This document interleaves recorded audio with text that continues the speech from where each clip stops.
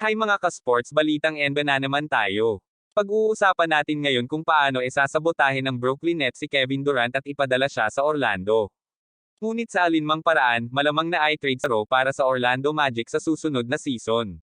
Trade package sa naturang trade ay sina Paolo Banchero, Jonathan Isaac, Markel Fultz, Terrence Ross, 2023 first round pick, 2025 first round pick, 2026 first round pick, 3 pick swaps para kay Kevin Durant.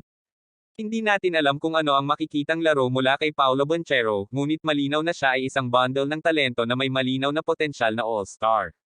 Nakakagulat na si Banchero ay nakuha bilang number 1 sa pangkalahatan nangunguna sa mga promising youngsters kabilang sina Chet Holmgren at Jabari Smith dahil tiyak na sila ang pinaka-hype na rookies sa draft. Ngunit si Banchero ay napiling number 1 sa pangkalahatan gayunpaman, at hindi siya isang masamang pagpipilian sa anumang paraan. Inaasahan na si Banchero ay maaaring maging paborito para sa Rookie of the Year dahil sa kanyang katayuan bilang pinakamahusay na manlalaro sa Magic.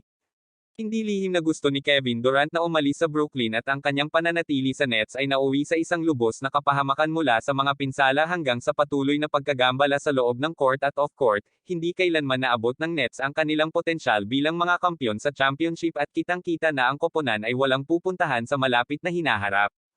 Si Kyrie Irving, para sa isa, ay tila hindi nakatuon sa paglalaro ng basketball, at ang kanyang paninindigan sa hindi pagpapabakuna sa huli ay pumatay sa mga pagkakataon ng Nets noong nakaraang taon.